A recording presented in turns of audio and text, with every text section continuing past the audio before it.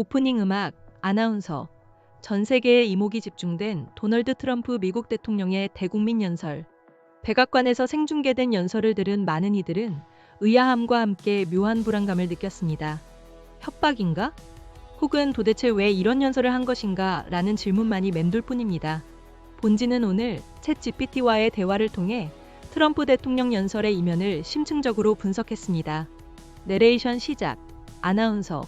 지난 1일 현지 시간, 도널드 트럼프 미국 대통령이 백악관에서 대국민 연설을 발표했습니다. 많은 이들은 이 연설을 두고 내용이 없다는 평가와 함께 사실상 최후 통첩이라는 해석을 동시에 내놓았습니다.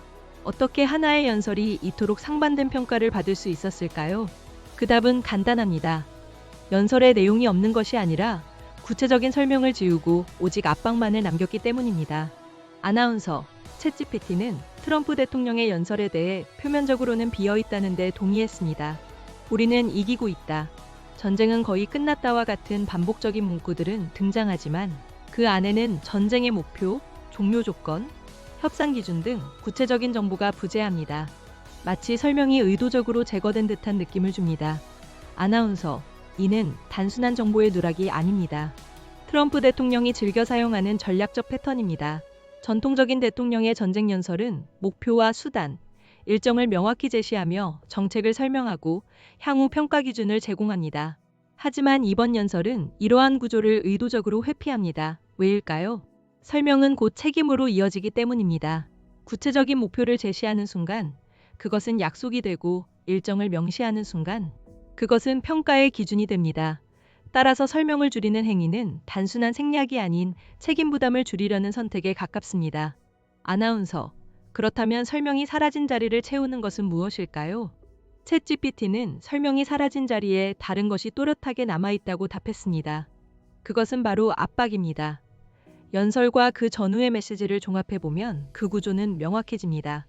요구를 받아들이면 상황은 곧 종료될 수 있지만 거부할 경우 군사행동은 계속될 것이며 필요하다면 추가 타격도 가능하다는 것입니다. 이는 협조하면 끝내고 거부하면 계속 공격한다는 명백한 조건부 압박 구조입니다. 아나운서, 형식적으로는 완전한 최후 통첩이라고 보기 어려울 수 있습니다. 명확한 시한이나 구체적인 조건, 단계별 조치 등이 충분히 제시되지 않았기 때문입니다. 하지만 구조적으로는 다릅니다. 설명을 제거하는 대신 상대방에게 선택지만을 남긴 메시지에 가깝습니다. 아나운서, 그렇기에 이 연설은 동시에 공허함과 명확함이라는 두 가지 상반된 평가를 동시에 받습니다. 정책 설명이 부족하고 구체성이 결여되어 있다는 점에서 공허하지만 상대에게 전달되는 신호는 단순하고 강렬하다는 점에서 명확한 것입니다. 이 두 가지는 모순이 아니라 의도적으로 결합된 전략입니다. 설명은 비워두고 위협은 남겨두어 메시지를 단순화하고 압박을 유지하는 동시에 해석의 여지를 남기는 것입니다. 이러한 구조는 상황 변화에 유연하게 대응할 수 있게 합니다. 강경하게 나가거나 협상으로 전환하는 등 책임을 흐리고 선택지를 넓히는 효과를 얻습니다. 아나운서, 그렇다면 트럼프 대통령은 왜 이 시점에 이러한 연설을 했을까요? 챗 GPT는 현재 전황이 애매한 상태라는 점에 주목해야 한다고 조언합니다. 미국이 명확한 승리를 선언하기 어려운 상황이며 군사적 우위에도 불구하고 충돌이 지속되고 비용은 증가하는 반면 종료 시점은 불확실합니다.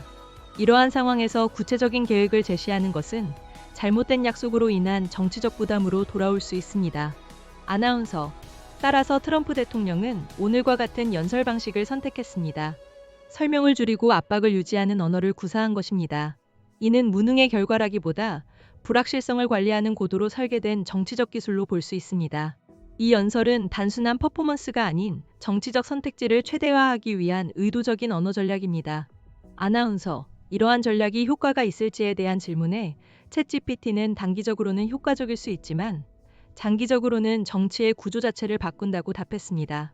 여론은 단순한 메시지에 반응하고 상대는 압박을 느끼며 대통령은 선택지를 유지한 채 상황을 관리할 수 있습니다. 그러나 그 대가는 분명합니다. 정책에 대한 설명이 줄어들수록 정치는 검증하기 어려운 영역으로 이동하며 무엇을 했는가가 아닌 어떻게 말했는가가 중심이 됩니다. 이때 유권자는 명확한 기준이 사라진 자리에서 스스로 판단의 부담을 안게 됩니다.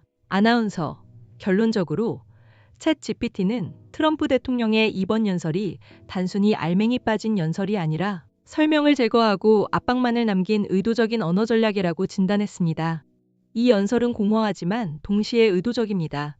문제는 그 공허함 자체에 있는 것이 아니라 그 공허함이 어떤 기능을 수행하고 있는지, 그리고 그 공백 속에서 무엇이 사라지고 있는지입니다. 그것이 정책인지, 책임인지, 혹은 그것을 판단할 기준 자체인지 우리는 깊이 성찰해야 할 것입니다. 클로징 음악, 아나운서. 지금까지 김익현 미디어 연구소장이었습니다.